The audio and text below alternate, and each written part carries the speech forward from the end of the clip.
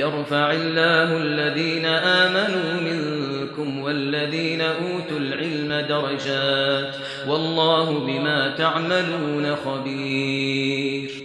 بسم الله الرحمن الرحيم. إن الحمد لله نحمده ونستعينه ونستغفره ونعوذ بالله من شرور أنفسنا ومن سيئات أعمالنا. إنه من يهده الله فلا مضل له ومن يضلل فلا هادي له، وأشهد أن لا إله إلا الله وحده لا شريك له، وأشهد أن محمدًا عبده ورسوله. أما بعد، فإن أصدق الحديث كتاب الله تعالى، وخير الهدي هدي محمد صلى الله عليه وآله وسلم، وشر الأمور محدثاتها، وكل محدثة بدعة، وكل بدعة ضلالة، وكل ضلالة في النار. أما بعد. My dear brothers and sisters in Islam, we'll continue the introduction to the book of the etiquette of the students of knowledge or seeker of knowledge.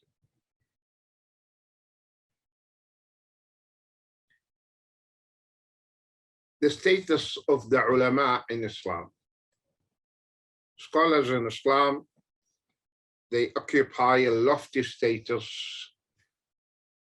because they are the heirs and the inheritors of the prophets. So Allah subhanahu wa ta'ala raised their status because the prophets, they did not leave behind wealth. What they left behind is the ilm. And the ones who inherited that ilm and that knowledge are the scholars, who in turn will impart it to those who are in need of it. So the ulama in Islam, they are the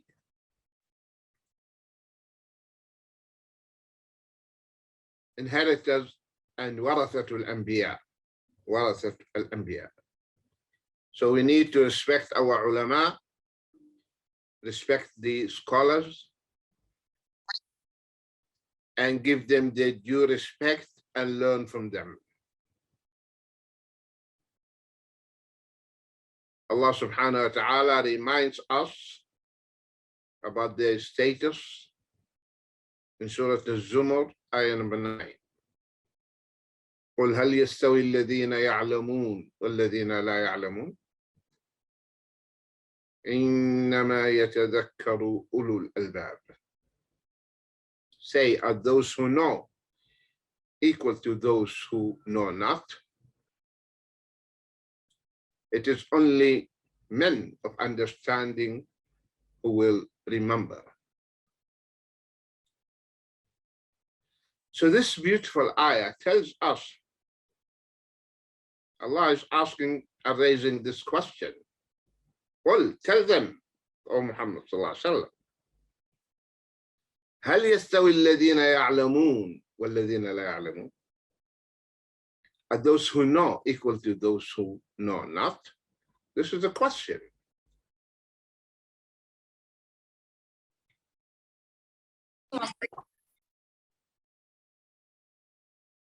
Please mute, brothers and sisters.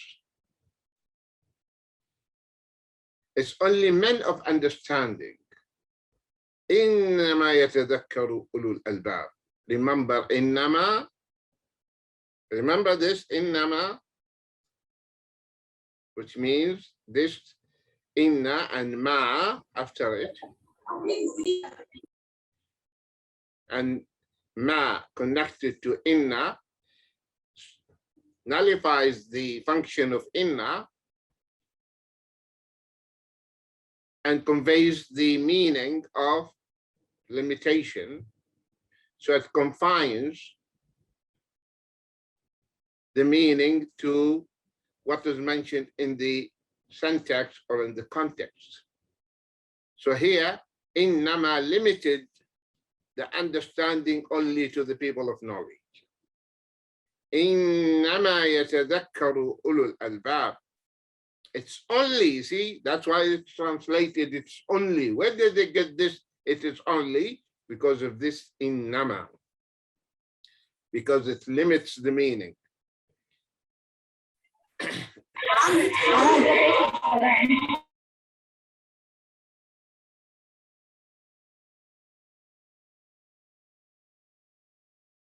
Please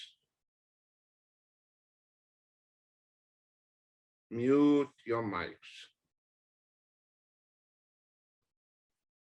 إنما يتذكر أولو الألباب. It is only men of understanding who will remember, who will deduce lessons, who will get a lesson from Allah's signs and ayat and verses.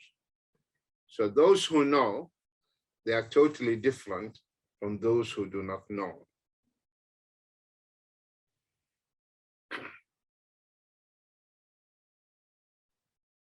Also Allah said, إنما يخشى الله من عباده العلماء.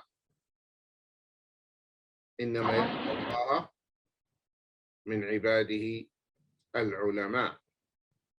Verily, only the people of knowledge, the scholars, are the ones who fear Allah most. So here, this hadith, which is in Bukhari and Muslim, the Prophet ﷺ tells us about the status of the ulama by saying the position of only two persons is enviable. That means you can envy them in the sense that you wish you are like them. And this is known as Ribta in Arabic, different from Hasad, because the difference between Ribta and Hasad, the Hasad that you wish whatever blessing was given to this particular person, you wish that it is gone.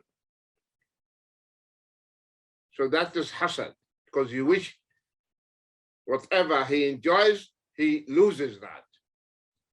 This is haram. The ribta, you wish that Allah gives you as he gave him. So this is here in this hadith is the ribta. So the position of only two persons is enviable, that you can wish and ask Allah to give you something similar. The person whom Allah bestowed wealth, empowering him to spend it in the way of righteousness, and the person whom Allah gave wisdom with which he judges and which he teaches to others. So there are two people. One person, Allah blessed him with wealth, so he's spending it. Fi sabilillah. So you wish and ask Allah to give you something like him. And the other person is the alim, whom Allah has given the hikmah, the wisdom. And the hikmah is to put the right thing in the right place and to say the right thing at the right time. So that's the meaning of hikmah. And the person whom Allah has given, or Allah gave wisdom, with which by this hikmah, through this hikmah and the knowledge, he can judge between people and settle the disputes, and also he teaches others.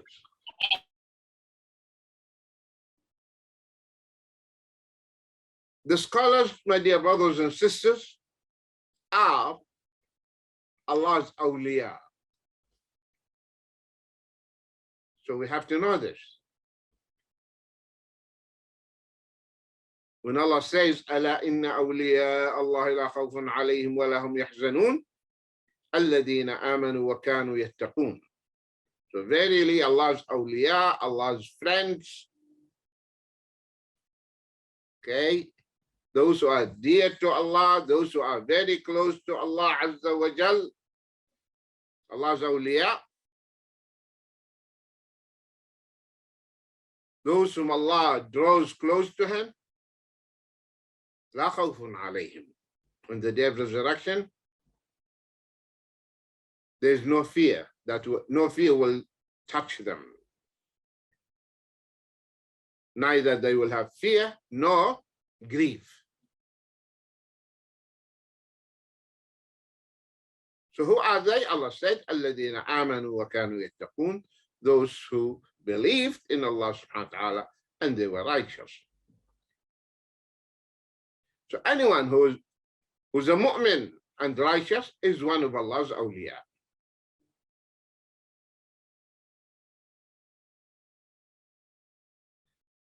That's why the scholars are the awliya of Allah Azza wa Jalla. And we should love them and respect them. And not to mock them or crack jokes about them. The Prophet ﷺ said, as in Bukhari, that Allah says, so this is Hadith Qudsi, I will declare war on whoever shows hostility to a pious worshipper of mine. Anyone who shows hostility, hatred, enmity towards any of Allah's pious worshipper, Allah's awliya, then Allah will declare war on him. So you will be in war. Allah wages war with those who show enmity towards his awliya, towards his pious worshippers, towards the scholars, towards the saints, the righteous, etc. That's why Imam Shafi'i rahimahullah, he deduced and said, he said, the scholars, the ulama, the scholars are Allah's awliya. Al-ulama awliyaullah. The scholars are Allah's awliya.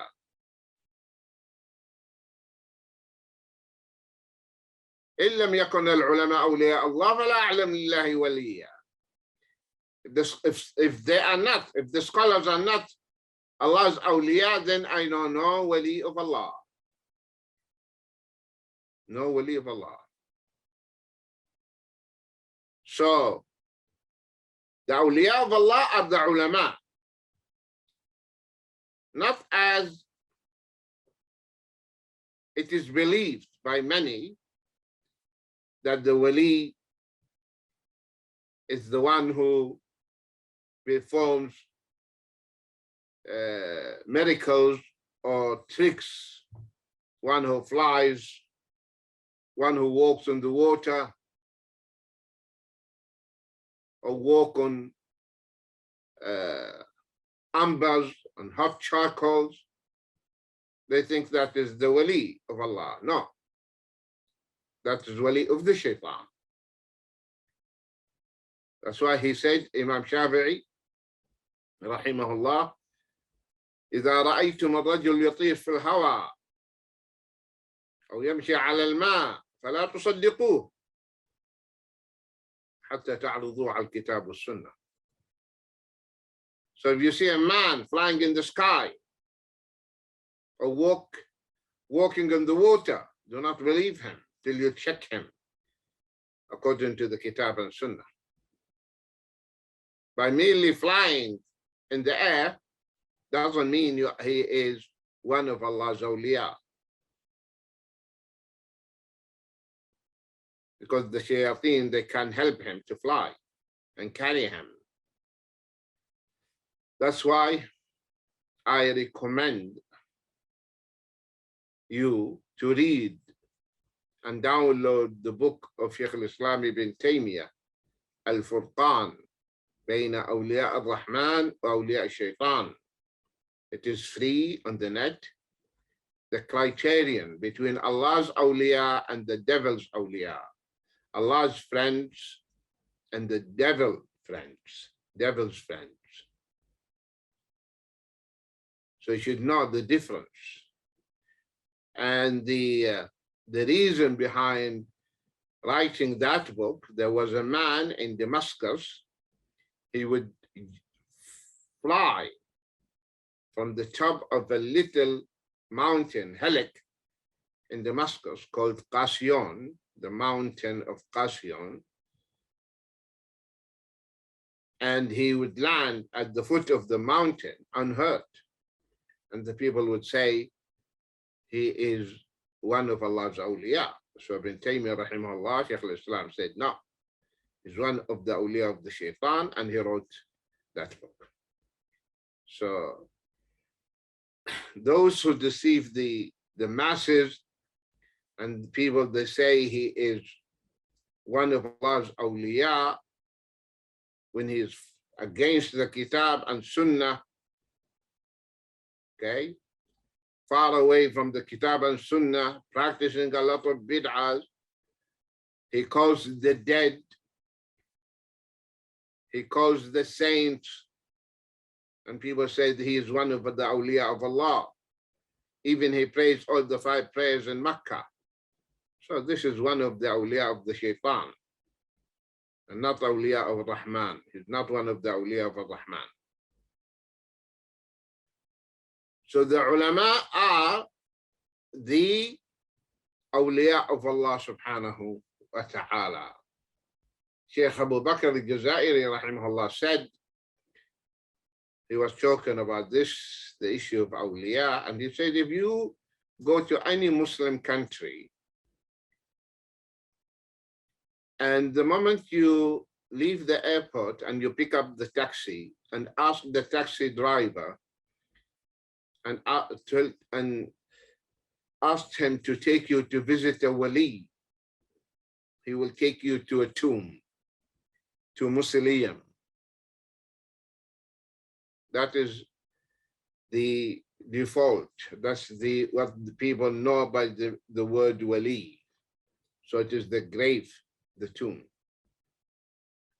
He said, as if all Allah's awliya are under the ground, are buried. No one is above the ground. No one is living. So the scholars are the Allah's awliya.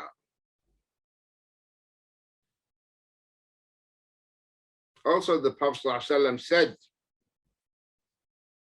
as reported in Musnad Ahmad, Sunan Abu Dawood, and Ibn Majah, authentic hadith, he said, the scholars are the Prophet's heirs, the Prophet's inheritors. And verily, the Prophets did not bequeath, they did not leave behind a dinar or a dirham, but they bequeathed knowledge,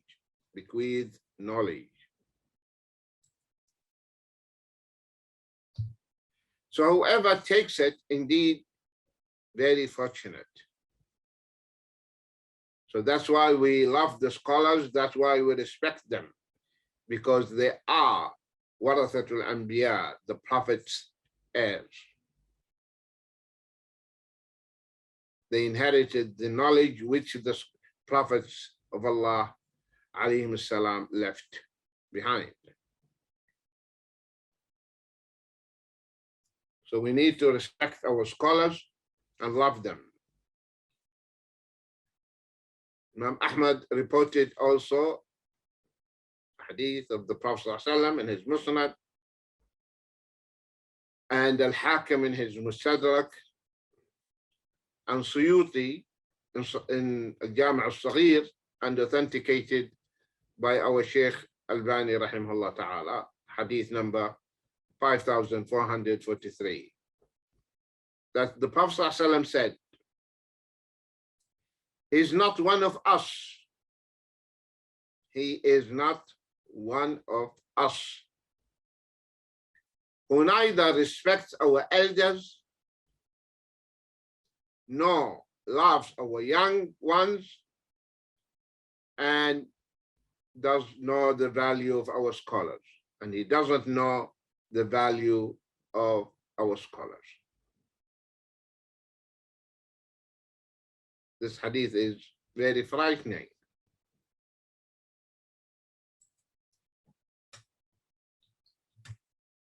He's not one of us. ليس منا, which means it is a major sin. If you don't respect the ulama, if you don't respect the elders, for example, here in this hadith, it is a major sin. Because how to know that this sin is major or minor, major sins are known by many indicators. Like the Prophet ﷺ is saying, he's not one of us. ليس منا. Like in the hadith, من غشنا فليس منا. He who cheats us is not one of us. So cheating is a major sin. So similarly here, he is not one of us who neither respect our elders. So if you don't show respect to the elders, you are committing major sin, kabira.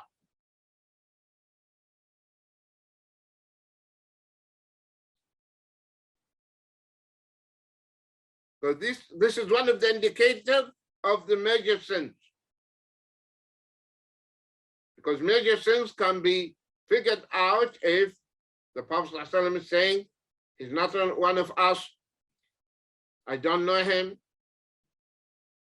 he's not mu'min, or there is a prescribed punishment like theft, zina, etc. There is curse, like the Prophet ﷺ said, لعن الله النامصة والمستنمصة والواصلة والمستوصلة والمتفلجات للحسن. So if there is curse in any hadith, that is a major sin.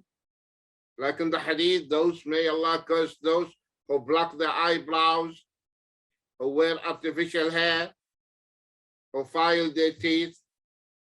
So here in this hadith, he's not one of us, that means it is a major sin, kabira.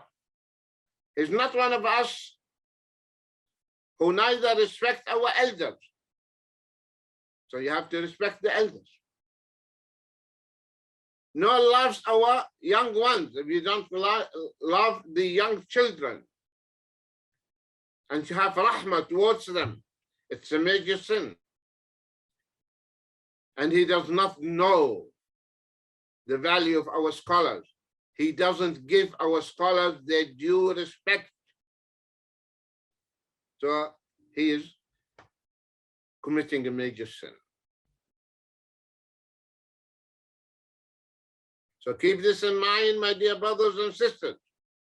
Respect the ulama, respect the people of knowledge, and respect the elders, and have rahmah in your heart towards the young ones.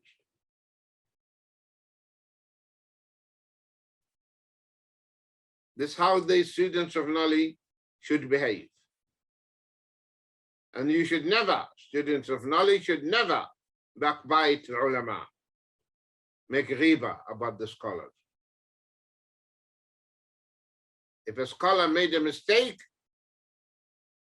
you talk to him or write to him, but you don't talk about him in public.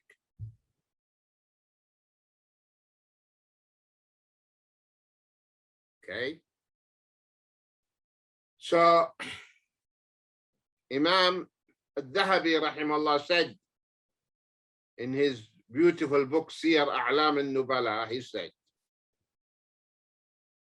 the scholars' flesh, the meat, the flesh of the scholars is poisonous, is full, venomous, full of venom, venomous, poisonous, full of poison.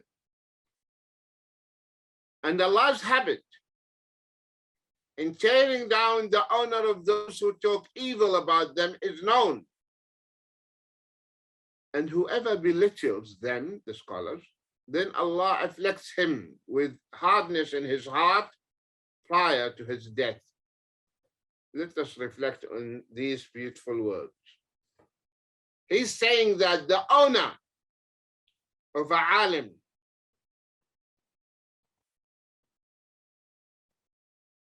is sacred, inviolable. So you should not talk about a scholar. And that's why he used this expression, luhum al-ulama, the flesh of scholars. Because when you backbite, you eat the flesh of the one who's backbitten.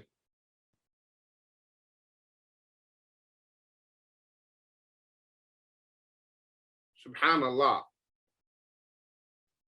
The Prophet ﷺ was on a journey with Abu Bakr and Umar and a slave, servant. Sayyidina Abu Bakr and Umar, they got up and the servant is still asleep. So one of them told the other, he feels at home. He sleeps as if he is at home. That's it. Then they woke him up and sent him to the Prophet ﷺ and told him, ask the Prophet ﷺ for food. The servant came back telling them that the Prophet said, you had already eaten. You had already eaten. Upon hearing that, they got scared and they rushed to the Prophet ﷺ and they said, "Oh, Prophet of Allah, we sent the servant to ask you for food and you told him that we had already eaten." He said, "Yes, you had eaten his flesh. You had eaten his flesh. By Allah, I can see his flesh between your teeth." Allah materialized that for his prophet. They said, "Oh, Prophet of Allah, ask Allah to forgive us." He said, "No, go and ask the servant to forgive you." By just saying that he sleeps as if he is at home. When one of the wives of the Prophet ﷺ talked about another wife of the Prophet ﷺ, describing her that she is short, and she said, "Oh, Prophet of Allah, it is sufficient that she is like this." And she used her hand only. She didn't talk. Alluding that she is short. The Prophet ﷺ said, "By Allah, you have uttered and said the word. This word, if it is mixed with the water of the sea, it will corrupt it. It will pollute it. It will make that water stink, the water of the sea, but just using her hand."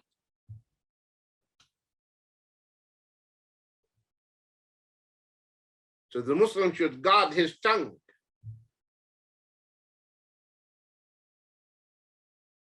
And should not backbite anyone.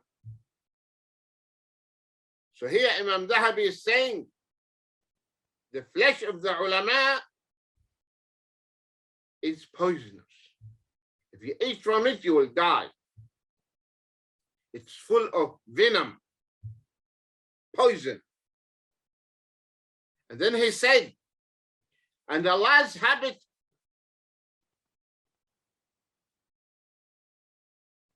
Allah always retaliates. Allah punishes those who talk about the ulama. And Allah's habit, Allah's sunnah, what normally happens to those who talk evil about the scholars, and Allah's habit in tearing down the honor, Allah exposes those who talk about the ulama, who talk evil about them. The ulama is known. He's saying, we know, this is an established fact. Whoever talks about the ulama, we know what will happen to him. Because this is a sunnah, divine law. You talk about the ulama, wait for a calamity that will hit you. And Allah's habit in tearing down the honor of those who talk evil about them is known. And whoever belittles them, whoever talks about the ulama badly, then Allah afflicts him, hits him with hardness. Allah punishes him by placing hardness in his heart. His heart will become as hard as the rock. He will be deprived of tasting the iman and the sweetness of iman.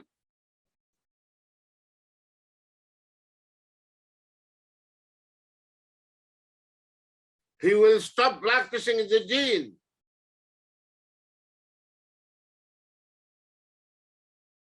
Because he or she talked about the ulama.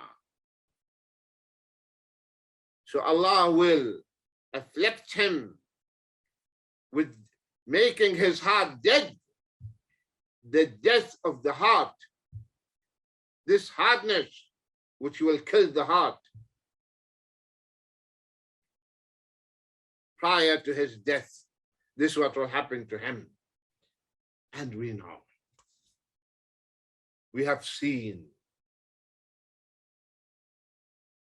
those who talk about the scholars, what happened to them? Their hearts became hard. They stopped practicing the deen. Many of them, they left even the salah.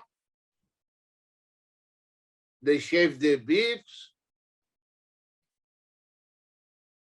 They removed their niqabs and their hijab, and they went to jahiliyyah women. This is the punishment. Because you were talking about Allah's awliya, talking about the scholars of Islam. So seal your lips and mind your own business and guard your tongue. من كان يؤمن بالله واليوم الآخر فليقل خيرا أو ليصمت. He who believes in Allah on the last day should say something good or keep quiet. The Prophet ﷺ said, Man samata naja. He who keeps quiet will be delivered. He will be safe. Also he said, sallallahu alaihi wasallam, Man hafidha ma bayna lihiyayhi wa ma bayna rijlayhi wa mintu lahu al-jannah. He who protects what is between the jaws, the tongue,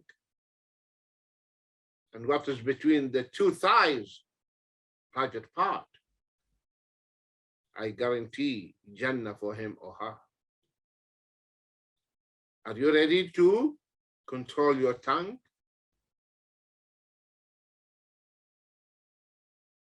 And you should not say something except unless something that is good, khair, otherwise keep quiet.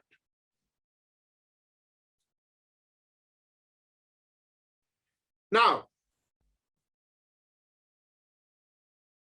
the prerequisites of seeking knowledge. You know, when you register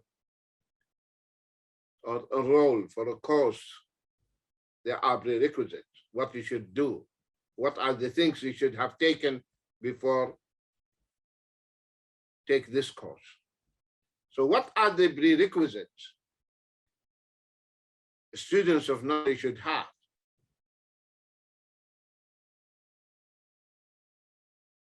Listen to what Imam Shafi'i, rahimahullah, said. He mentioned these prerequisites, and there are 6 prerequisites, and start writing them down and memorize the poetic verse. He said, Imam Shafi'i, rahimahullah, أخي لن تنال العلم إلا ب6 سأنبيك عن تفصيلها ببيان ذكاء وحرص واجتهاد وبلغة وصحبة أستاذ وطول زمان. أخي لن تنال العلم إلا ب6.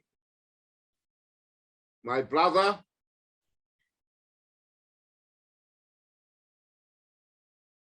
you will not acquire knowledge until you fulfill 6 things.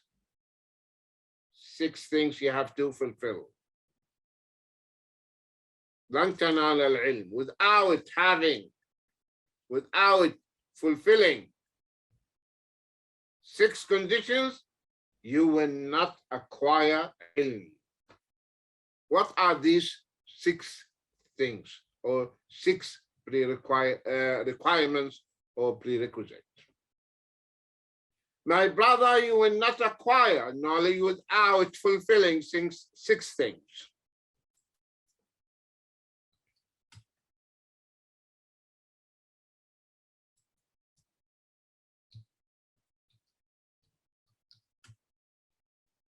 سأنبيك عن تفصيلها ببياني. I will inform you about them in detail.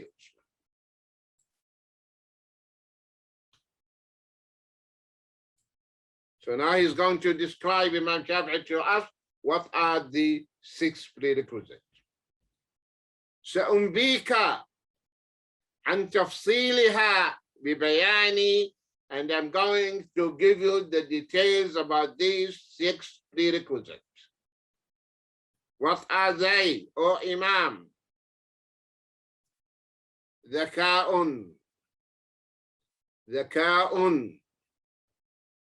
وحرص واجتهاد وبلغة. ذكاء وحرص واجتهاد وبلغة وصحبة أستاذ وطول زمان. So these are the 6 prerequisites, and we will go through them, inshallah. So he said, my brother, you will not attain and achieve knowledge without fulfilling 6 prerequisites. I will inform you about them in detail. And now he is telling you, ذكاء وحرص واجتهاد وبلغة. Number 1, intelligence, smartness. You have to be smart. You have to be intelligent, the students of knowledge. Because knowledge is not something easy. So you have to be intelligent, you have to be smart in order to acquire and gain the ilm. That's why the scholars are the most intelligent people.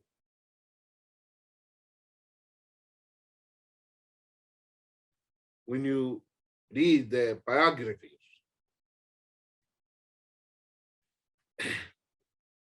and how and the amount of effort they put to acquire the knowledge. You will not acquire the knowledge while you are relaxed. You're not acquired the knowledge through the iPad or through Google or YouTube. No, no, forget it. You will gain knowledge by having sleepless nights. Night after night, you are awake. And inshallah, you're going to hear the stories of the Salaf. That's how they acquired the knowledge. Not by attending a talk for half an hour or a course in the university and you think you become alim. Forget about it.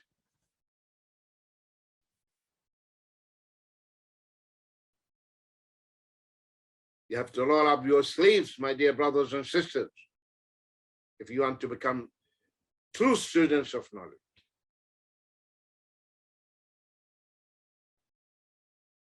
Dhaka'un. Even when you get your PhD,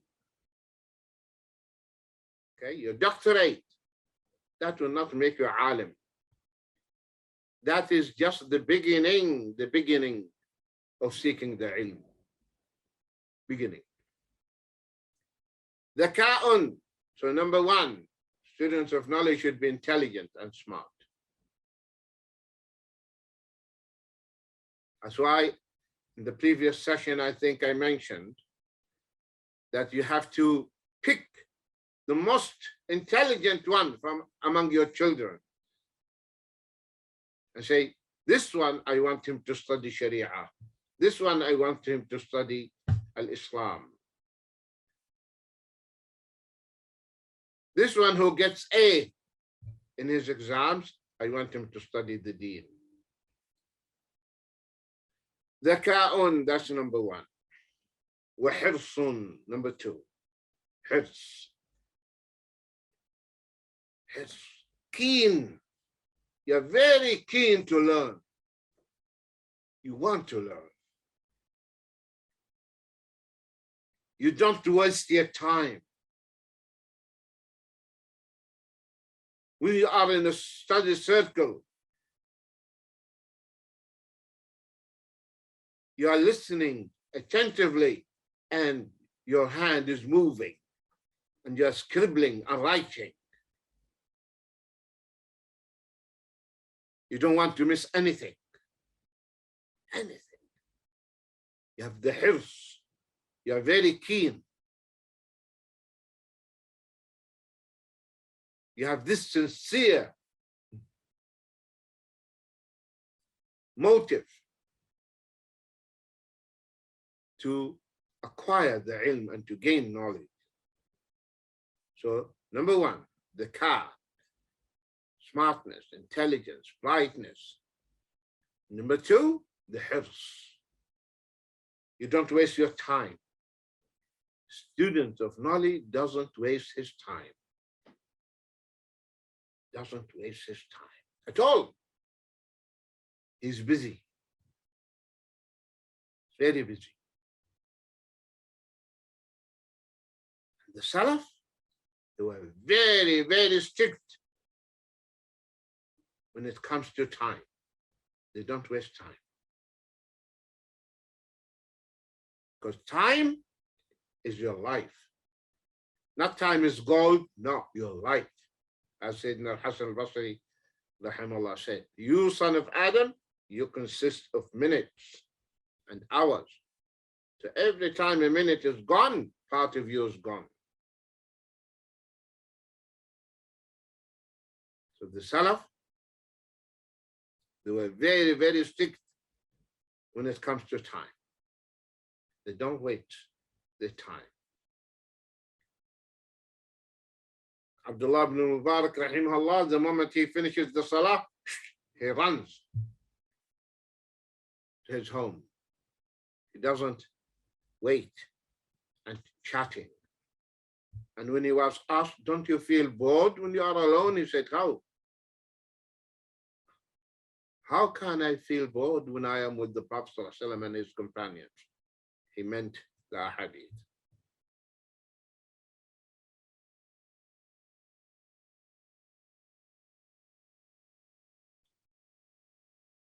Two of the Salaf were traveling, seeking knowledge. So one of them was moving very fast. So his brother is telling him, wait for me. He said, hold the sun for me. Can you hold the sun for me? So if you want to catch up with me, run.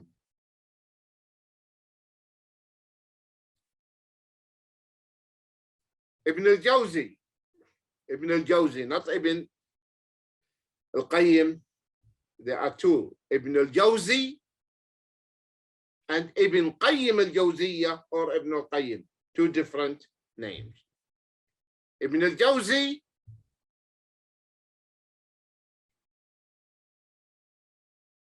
on both of them, they belong to the Hanbali school. So Imam Ibn al-Jawzi, he said, people, they come and they waste my time. And I feel shy to be rude. So they come to my library and they started, they want to waste time. How are you, Sheikh? How is this? So he said, I thought of a way. How can I utilize them and use them rather than making them waste my time? So the moment they come, Salaam alaikum, alaikum salam, how are you, Sheikh? Fine, alhamdulillah. So and so, would you mind cut the papers? That pile of papers, cut them for me. So and so, can you sharpen the pencils for me? So and so, can you put the books on that shelf? So he keeps them busy and he concentrates in what he's doing.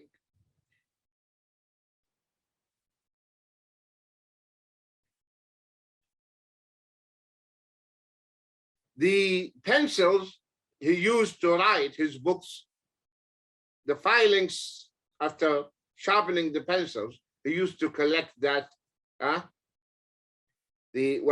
folds of the pencils, the filings. He used to collect that and put them in sacks. Why? When he died, they used that to heat the water, which they washed him with, gave him the burial wash, the water heated by the filings of the pens and the pencils that he used in writing. He wrote many, many, many books, rahimahullah. So they don't waste their time.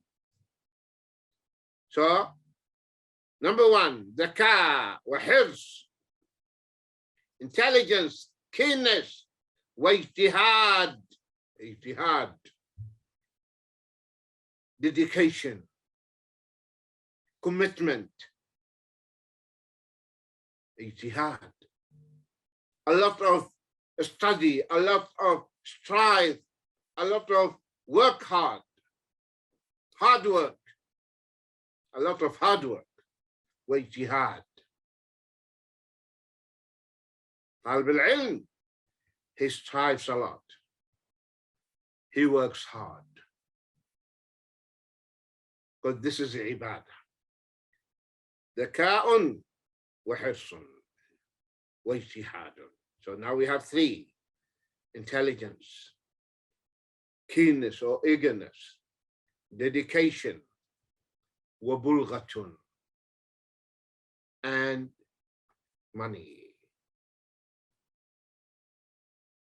For the bare needs, students of knowledge should have an amount of money that will support him, will be used to meet the bare needs, what is needed, barely. So he will not be thinking about anything else except to focus on seeking the ilm. Not that he has to work to get food to eat. No, he has enough money with him by which he can survive and live. So he can just concentrate on the ilm. The mother of Imam Ahmad said, seek the knowledge and I will support you by my needle. By my needle. I will stitch clothes and sell and spend on you. Just focus on the ilm.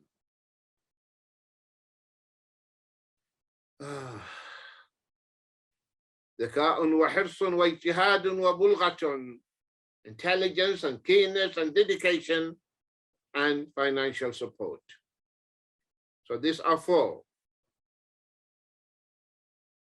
وصحبة أستاذ وطول زمان. صحبة أستاذ, this is the fifth one, which means continual companionship with the teacher. You're at the shadow of your teacher, always with your teacher, always learning from him. That's why when you read in the biographies of the Salaf, he studied under the Shaykh so and so, and he spent with him 20 years, 10 years, 5 years.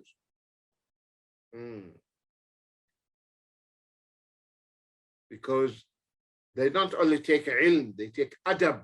They learn the manners from the shuyukh. وصحبة أستاذ. Always you are in the company of your sheikh. And that's why the students of those teachers like Imam Abu Hanifa, those students who remained with him, Abu Yusuf Al-Qadi, Muhammad bin Hassan Shaybani, Zafar, they were always there with their sheikh. They took all his ilm, all his knowledge, and then they started to impart and teach that knowledge. That's why the madhab of Abu Hanifa rahimahullah survived, because of those students who were always with him. The same thing, students of Malik rahimahullah, students of Shafi'i rahimahullah, student of Ahmad rahimahullah jamia. The students who were always with their scholars, with their mashayikh, they learned and they took the knowledge and then they taught. So that's why these four schools survived. There were many schools of thought, many. They died. Why they died? Because the students were not that active. But the madhab of the Tabari, madhab of the Al-Awza'i, madhab of Al-Layth, many madhabs. Only 4 survived because of the students. وصحبة أستاذ. Should be always in the company of your sheikh, always with your sheikh. You learn from him the adab and you learn ilm. So you become his shadow. And then the Shaykh, when he sees you like that, he treats you like his son. Because he sees that there is a continuation. You are his continuation after he leaves this dunya.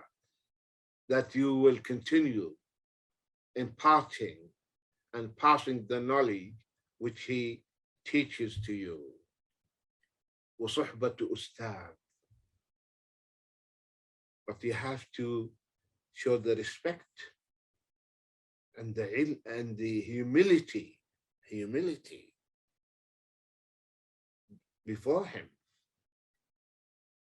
Otherwise, the ustad, if he sees this student is arrogant and he thinks he is like his sheikh, knowledgeable, he thinks like that, he will just neglect him and ignore him.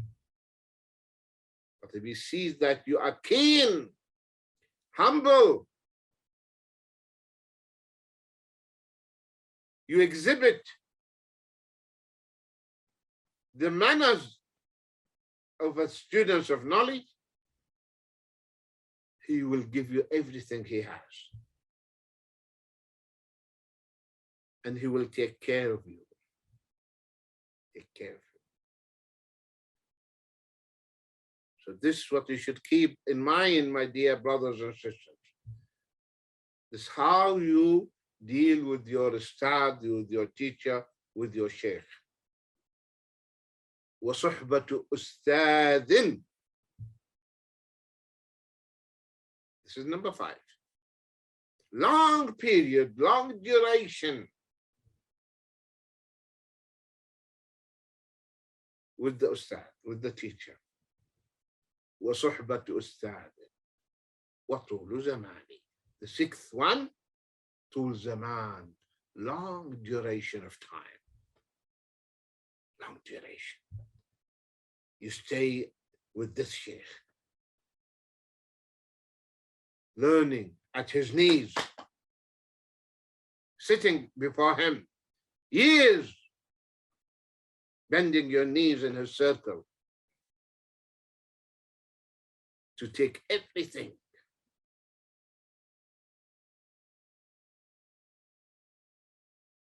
Many of the scholars, their students, they remained them until the students, he took everything. He knows everything the sheikh has. So the sheikh will tell him, I don't have any more. Leave, go and learn from somebody else. Go. وصحبة أستاذ وطول زماني. So these are the 6 prerequisites, my dear brothers and sisters. Number 1, intelligence. Number 2, eagerness and keenness. Number 3, dedication. Number 4, financial support. Number 5, continual companionship with the sheikh. Always you are with your teacher. And number 6, time factor.